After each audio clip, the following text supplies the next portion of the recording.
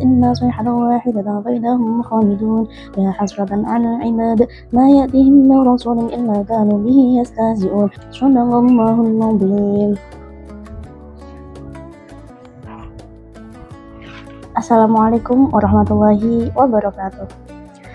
Alhamdulillahirabbil alamin wa bihi nasta'in wa ala umurid dunya waddin. Wassalatu wassalamu ala asrofil anbiya'i wal mursalin sayyidina wa maulana Muhammadin wa ala alihi wa sahbihi ajma'in. Rabbi shrah li sadri wa yassir li amri wa hlul 'uqdatam min lisani yafqahu qawli. Amma ba'd. Alhamdulillahirabbil alamin. Segala puji bagi Allah Subhanahu wa taala yang senantiasa dan selalu dan masih memberikan kita nikmat iman, nikmat kesehatan, bahkan nikmat kesempatan untuk hidup sampai dengan hari ini. Sholawat serta salam semoga tetap terlimpah curahkan kepada junjungan kita Nabi Muhammad SAW, kekasih Allah yang bahkan nurnya saja sudah diciptakan sebelum dunia dan seisinya. Allahumma salli ala sayyidina Muhammad wa ala ali sayyidina Muhammad. Hadirin sahabat-sahabat yang dirahmati Allah, tidak terasa kita telah berada dalam pertengahan bulan Ramadan.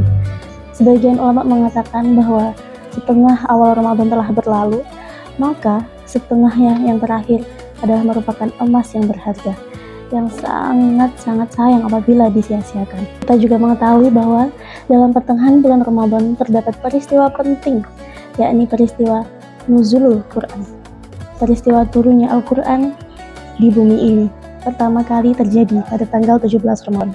Hadirin yang dirahmati Allah Subhanahu wa taala, di dalam malam nuzulul Quran banyak amaliyah-amaliyah yang bisa kita lakukan. Di antaranya beberapa ulama memberikan anjuran. Yang pertama adalah beriktikaf di dalam masjid. Beriktikaf ya teman-teman, bukan tidur di dalam masjid ya, akan tetapi berdiam diri di dalam masjid dengan niatan beriktikaf di dalam masjid. Kemudian yang kedua bisa dilakukan dengan cara banyak zikir, mengingat Allah. Zikir itu macamnya banyak sekali, bisa kalimat tasbih, tahmid, bisa juga zikirnya Nabi Yunus di dalam perut ikan, la ilaha illa anta subhanaka inni kuntu minadz zalimin. Bisa juga dengan sholawat. Banyak sekali hal-hal amaliyah-amaliyah yang bisa kita lakukan untuk mengisi malam nuzulul Quran agar tidak terbuang sia-sia.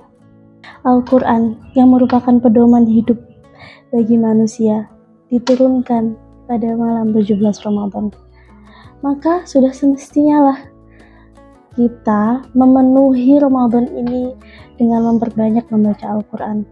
Dalam sebuah hadis dijelaskan bahwa setiap huruf yang dibaca dari Al-Quran akan mendapatkan pahala yang berlipat ganda, terutama di bulan Ramadan.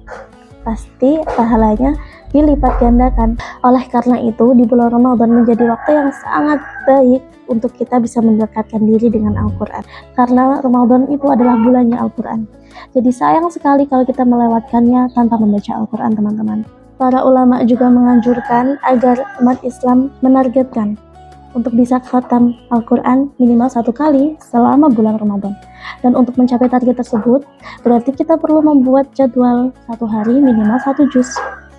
Atau semampu kita, teman-teman. Konsisten dalam membaca Al-Quran sedikit demi sedikit setiap hari akan membantu kita semakin dekat dengan Al-Quran setiap harinya. Amin Allahumma amin. Dan jika kita dekat dengan Al-Quran, insya Allah tidak ada hari yang tidak indah, teman-teman. Karena apa? Hati kita pasti akan tenang, hati kita pasti akan lapang dalam menjalani setiap kejadian dan kejadian yang terjadi pada diri kita, pada kehidupan kita sehari-hari, meskipun sebetulnya itu tidak mudah.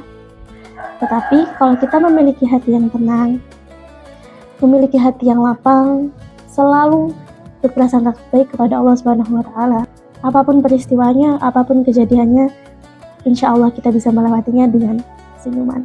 Pemirsa yang dirahmati Allah Subhanahu wa taala, tidak semua orang yang tahun lalu berpuasa tahun ini masih diberi umur. Kalau Allah masih mempertemukan kita kembali dengan Ramadan, itu bukan kebiasaan, teman-teman. Itu adalah rahmat yang luar biasa. Maka sambutlah Ramadan kali ini dengan hati yang penuh, dengan hati yang gembira karena masih diberi kesempatan untuk bisa memperbaiki sholat kita, memperbaiki puasa kita, memperbaiki ibadah-ibadah kita, memperbaiki hubungan kita dengan Allah, memperbaiki hubungan kita dengan sesama manusia, dan memperbaiki diri kita. Sebaiknya jangan biarkan Ramadan datang, kemudian berlalu pergi, tanpa meninggalkan bekas apapun di dalam hati kita. Hadirin pemirsa yang dirahmati Allah, demikian yang dapat kami sampaikan. Semoga yang telah kami sampaikan tadi membawa manfaat bagi kita semua. Amin amin ya rabbal alamin. Akhirul kalam, mohon maaf atas segala khilaf. Wallahu muwaffiq ila aqwamit thoriq. Wassalamualaikum warahmatullahi wabarakatuh.